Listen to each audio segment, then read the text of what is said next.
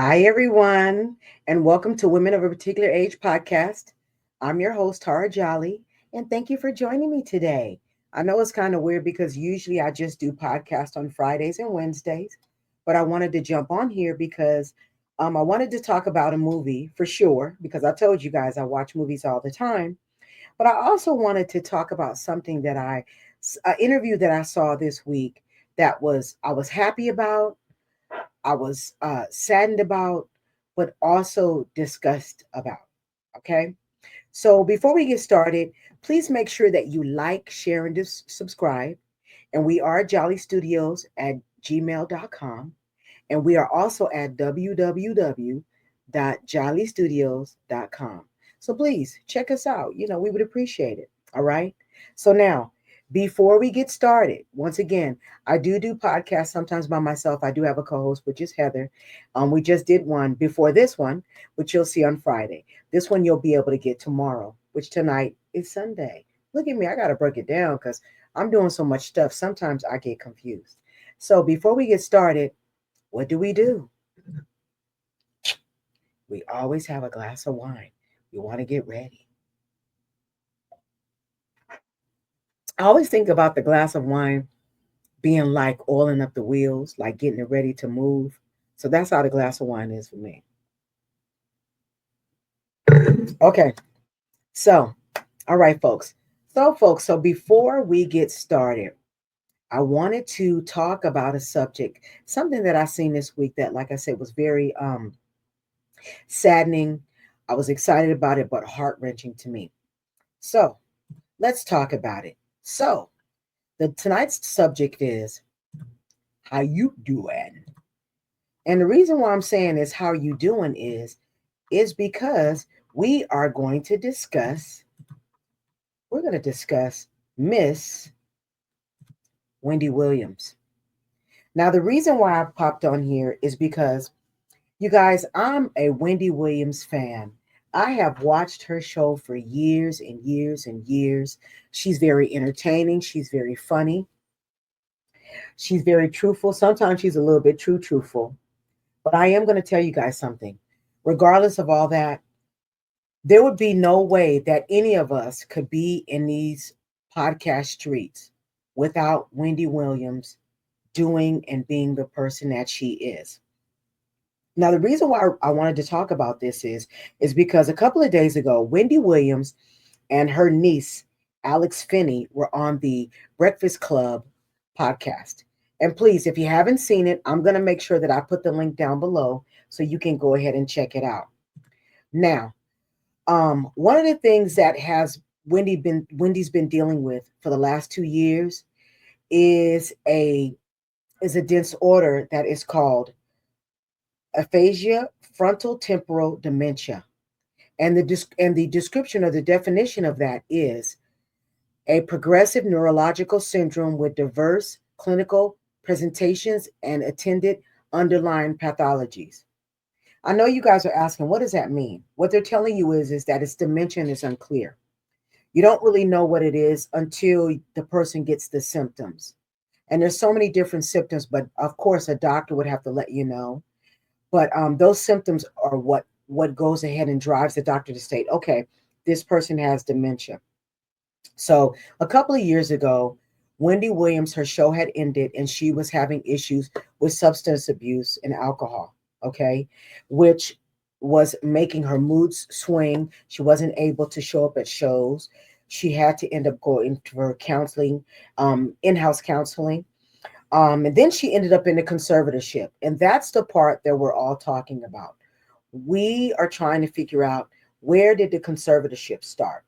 Now, since we've talked about the dementia and what is going on with Wendy, okay, um, Wendy has a conservator, and her conservator's name is Sabrina Morrissey.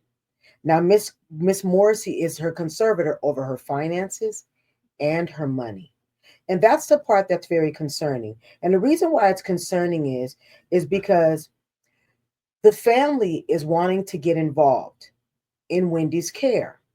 But it seems that the conservator is making sure that Wendy is not in touch with people. And I want to make sure that I'm clear, okay? Because I don't want to just be saying things out here and just putting certain stuff out here to be saying that. Okay. And this is all allegedly. Allegedly is that the conservator is not wanting her to have access to people. And when I say access to people, Wendy Williams only has access to a one-way phone, which is very interesting to me. Why would she have a one-way phone? Also, too, she doesn't have access to electronic devices. Why? Why? If she's in the facility, she's doing what she's supposed to be doing, why wouldn't she be able to have access to electronic devices? And what's also telling is when she has visitors come to visit her, they're being scrutinized. They're being told that she is not there. She doesn't stay there. Folks, why is that going on? Now, I'm a little educated on conservatorships here in California, but not in New York. And I don't know if they're different or not. So I'm not going to assume that they are or not. But I am going to tell you this: conservatorship in here in California, if you are in sound mind, you do have a say in who your conservator would be. But also know, if a conservator is picked, and if they are not deemed reliable, or if they don't have the capabilities of taking care of you in the right way, what ends up happening is your conservatorship is shifted over to the county.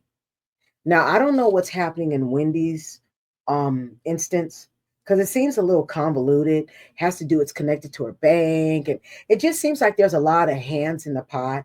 I don't know what's going on with her. But if I were you guys, I would go and see the interview, because in the interview, Wendy sounded like herself. She was able to articulate everything that was going on. She was able to tell you who everybody was. Man, she told you how old she was. And also, too, you know what else what was telling? What was telling is she also was able to not tell you things, meaning that she knew what to say and not to say. Now, does that sound like somebody who's I'm not going to say she doesn't have dementia, and I'm not going to say that this is not her diagnosis. What I'm going to say is, if you hear the interview, she doesn't sound as bad as has been said. And that's why it's very, very telling. Okay.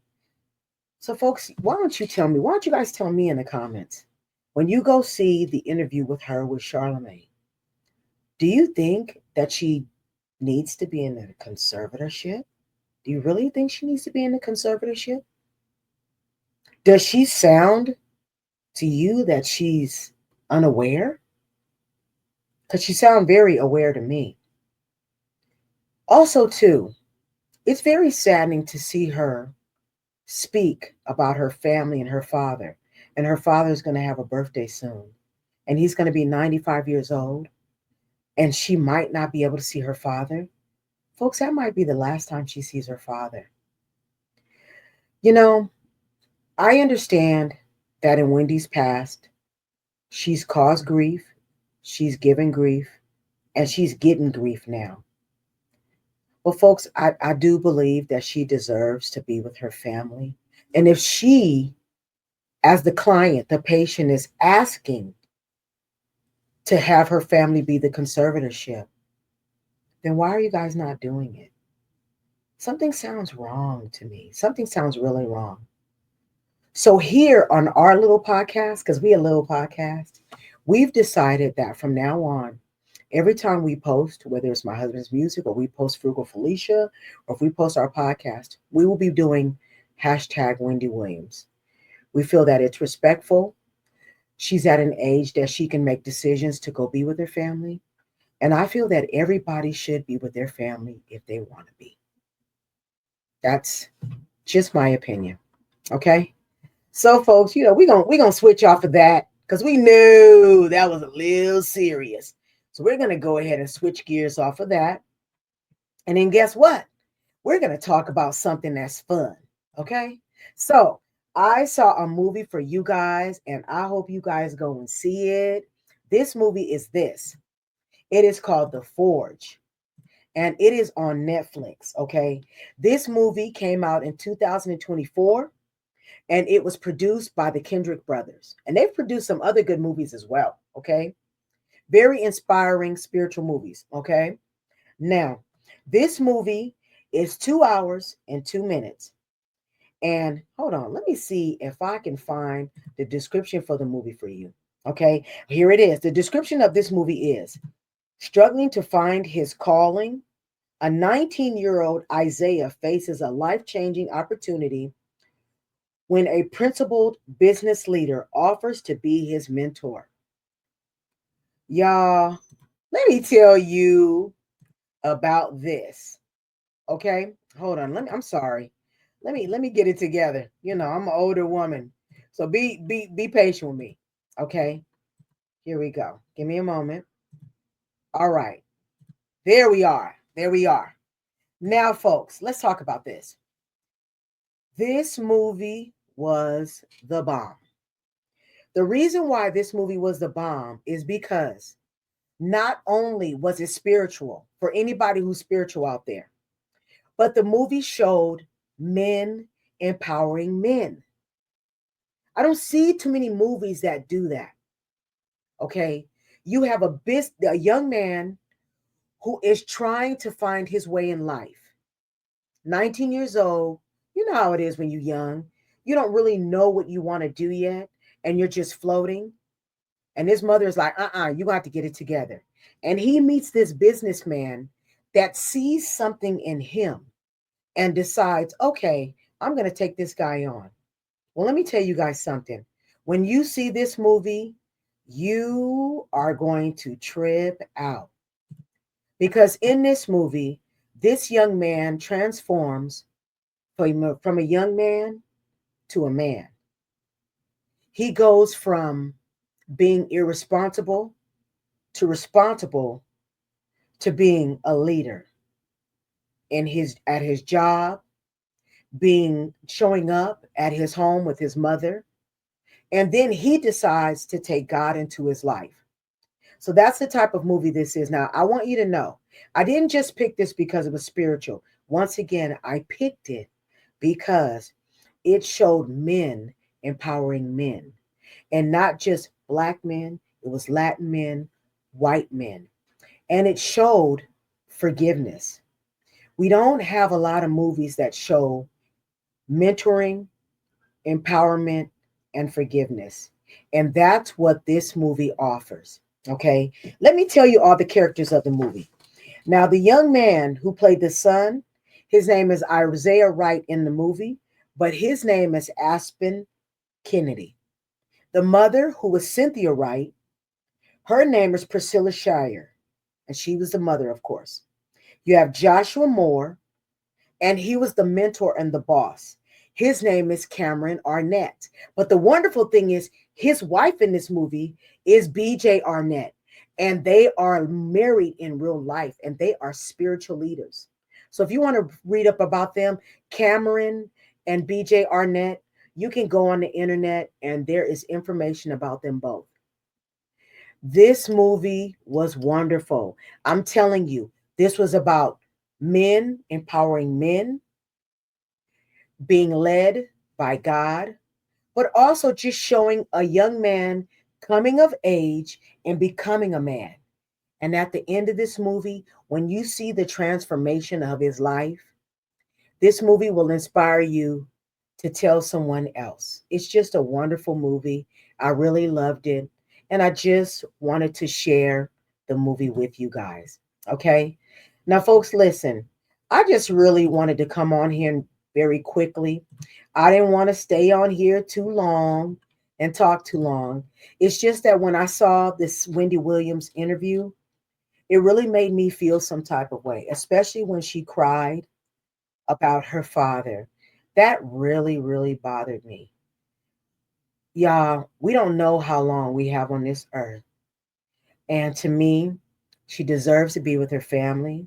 She deserves to spend time with her father. She deserves to live. I would love to see Wendy back on television and back on a podcast. But guess what? That's not really what we're talking about right now. We're really talking about her well-being.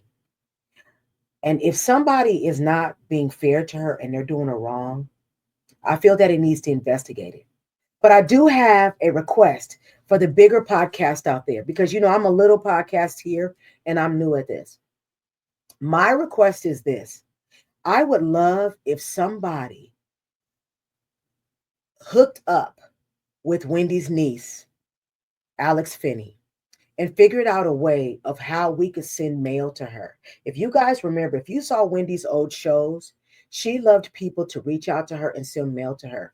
I would love for us to be able to have some type of a P.O. box where we could send mail to her to uplift her, to love on her, and to let her know, Wendy, even though you're not out here, we love you. We really do. We love you and we miss you. Okay. So I appreciate you guys coming on this journey with me. Thank you so much once again. And check this out. Come back, like, share, and subscribe, and leave some stuff in the comments. Okay. I appreciate you. Thank you so much. How you doing?